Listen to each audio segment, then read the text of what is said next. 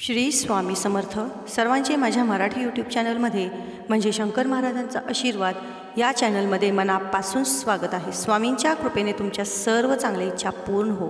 आज मी तुम्हाला ज्या स्त्रिया या चुका करतात त्यांच्या घरातून लक्ष्मी का निघून जाते, त्यांच्या घरामध्ये अकाली दारिद्र्य दुःख का येते ही माहिती आज आपण आपल्या व्हिडिओमध्ये पाहणार आहोत की त्यामुळे त्या स्त्रिया त्या चुका टाळू शकतात व त्यांच्या आयुष्यामधले सर्व संकटे निघून जाऊन त्यांचं आयुष्य सुखाने समृद्ध होईल। तर मैत्रिणींनो, तुम्ही माझ्या चॅनलवर अजूनही नवीन असाल, माझ्या चॅनलला सबस्क्राईब केलेलं नसेल तर माझ्या चॅनलला तुम्ही सबस्क्राईब करा। चला तर मग जास्त वेळ न घालवता व्हिडिओला सुरुवात करूया। बघूया की स्त्रियांच्या काय चुका आहेत।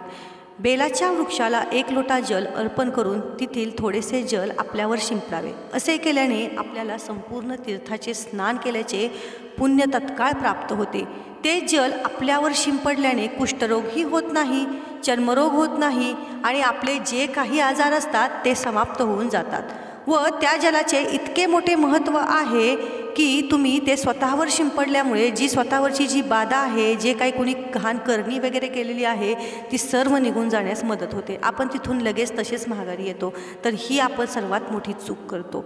पुढचं, तुमच्या जीवनामध्ये खूप टेन्शन चालू आहे, तुम्हाला खूप डिप्रेशन आलेलं आहे, तुमच्याजवळ पैसा टिकत नाही, सर्व नातेसंबंध तुटून जात आहेत, तुमचा व्यापार नीट चालत नाहीत, तर तुम्ही तिरुपतीला जावे। बघा, तिरुपतीला कुठे जायचे आहे तर 2 ठिकाणी जायचे आहे।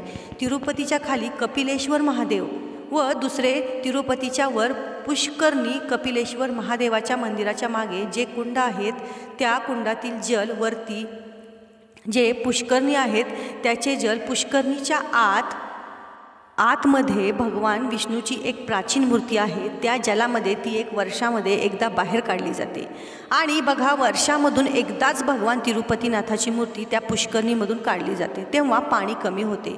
त्या पुष्करणीचे रस आणून कपिलेश्वर महादेवच्या कुंडामध्ये आपली मनोकामना मागून ती रस धुवून आपल्या घरी आणावी आणि घरात कोणत्याही ठिकाणी ठेवावी।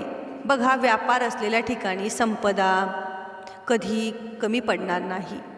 लोक म्हणतात तिरुपतीला गेले की लक्ष्मी वाढते, आपल्या धनधान्यामध्ये समृद्धी येते। लक्ष्मी कधी वाढते? जेव्हा पुष्करणीमध्ये स्नान करून त्या स्नानामध्ये पुष्करणीमध्ये असलेली रस तुमच्या कपड्याला शरीराला चिकटेल आणि तुम्ही खाली कपिलेश्वर महादेवाच्या कुंडात जाचाल, ते पाणी लागेल, ती रस तुमच्या कपड्याला चिटकून घरात येईल, तेव्हा लक्ष्मी संपदा वाढेल। स्कंद पुराणामध्ये कपिलेश्वर आणि पुष्करणी यांचा संवाद दिलेला आहे। गरुड घंटा का वाजली जाते, मंदिरामध्ये घंटी का वाजवली जाते, हा तुम्हाला प्रश्न पडला असेल। तसेच मंदिरामध्ये आपण टाळी का वाजवतो? भगवान शंकराच्या मंदिरात टाळी का वाजवली जाते, घंटा का वाजवली जाते?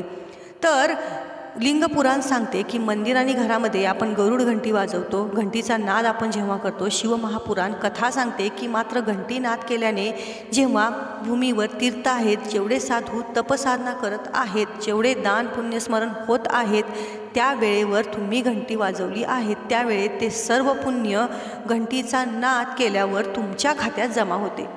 मात्र घंटीचा नाद केल्याने भगवान शंकराच्या मंदिरात टाळीचा नाद केला जातो, का वाजवली जाते? त्याचे कारण म्हणजे मंदिरामध्ये जेवढी कोणी लोक आहेत, बसलेले आहेत, भजन करत आहेत, तपसाधना करत आहेत, अभिषेक पूजन करत आहेत, त्यावेळेस टाळी वाजवल्याने त्या सर्वांचे पुण्य आपल्या खात्यामध्ये जमा होते। जर तुम्ही मंदिरात गेला असेल तर घंटीप्रमाणे वाजवावी। काही मंदिरामध्ये मंदिराचा दरवाजा बंद होऊन जातो तरीही लोक घंटी वाजवतात, हा दोष आहे। भगवान मंदिरात झोपलेले असेल, मंदिर उघडण्याची वेळ आणि मंदिर बंद होण्याची वेळ मंदिरामध्ये लिहिलेली असते, तर त्यावेळेस घंटी वाजवू नये, कारण की मंदिरातले देव झोपलेले असतात। ज्या मंदिरामध्ये ब्राह्मण विद्वान आहेत, साधक आहेत, साधू आहेत आणि मंदिर बंद आहे, त्या मंदिरामध्ये मंदिर बंद झाल्यावर मंदिरात जी घंटी असते ती दोरीने बांधून ठेवली जाते, त्यामुळे ती वाजवू नये। म्हणून कारण म्हणतात की भगवान विश्राम करत असलेले झोपलेले असेल तर दरवाजा बंद आहे, त्यावेळेस जर घंटीचा नाद झाला तर असे म्हणतात की ब्राह्मणाचे उपाशी राहण्याचे दोष लागते। भगवान शंकराला बेलपत्र अर्पण केलेले परत वापिस अर्पण करू शकता, पण एखादे फूल आपण अर्पण केले आणि थंडीच्या दिवसात पावसाळ्यामध्ये जे फूल तुम्ही अर्पण केलेले आहे ते सुकलेले नाही आहेत, ते ताजे दिसत आहेत, तर ते तुम्ही अर्पण केले तरी चालते, परंतु सुकलेले फूल तुम्ही अर्पण करू नका. आणि बेलपत्र तुम्ही ते वापर करू शकता, पण त्या बेलपत्राला धुवून स्वच्छ पाण्याने धुवून परत ते तुम्ही अर्पण करू शकता. एकदा उचलले तर ते फूल कितीही सुंदर असले, कितीही ताजे दिसत असले तरीही ते फूल देवाला समर्पित होत नाही. थंडीच्या दिवसात ते देवापुढे अर्पण केल्यावर आपल्याला वाटतं ताजे दिसत आहेत. काही स्त्रियांना सवयही असते की असू द्या तर ती फुलं छान दिसतात, आपण ती एवढी पैसे देऊन विकत आणलेली आहेत, त्याच फुलांनी त्यांचा परत वापस शृंगार करावा किंवा त्या फुलांची रांगोळी देवापुढे घालतात, पण ते चुकीचे आहे. असे करू नये. एकदा वापरलेले फूल परत तुम्ही देवाला वापरू नका. बेलपत्र वापरले तरी चालतील.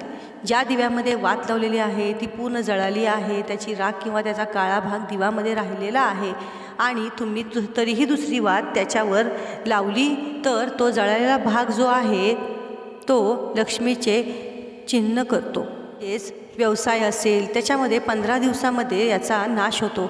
व्यापार ठीक चालू शकत नाही. तुम्ही कितीही कष्ट करा. काही लोक असं म्हणतात की आमची दुकान 8 दिवस चांगले चालते, 15 दिवस चालत नाही, तर या गोष्टीमुळे हे होते. तसेच आपण भगवंताचे बेलपत्र प्रसाद माळ घेतो आणि ते चांगल्या जागेवर जात नसेल तर बेलपत्र प्रसाद माळ याचा जर अपमान झाला तर त्या व्यक्तीला रडायला भाग पडते, हे स्कंद पुराण सांगते. तर मैत्रिणींनो, तुम्हाला ही माहिती कशी वाटली, हा व्हिडिओ कसा वाटला हे मला कमेंटमध्ये नक्की सांगा. आणि तुम्ही माझ्या चॅनलवर अजूनही नवीन असाल, माझ्या चॅनलला सबस्क्राईब केलं नसेल तर माझ्या चॅनलला तुम्ही सबस्क्राईब करा. तर स्त्रियांनी ज्या मी आत्ता सांगितलेल्या आहेत त्या चुका कटाक्षाने टाळा, म्हणजे तुमच्या आयुष्यामध्ये धनधान्य येईल, लक्ष्मी तुमच्या घरात येईल, सर्व दुःख दारिद्र्य तुमचं संपून जाईल व तुमचे आयुष्य आनंददायी होईल.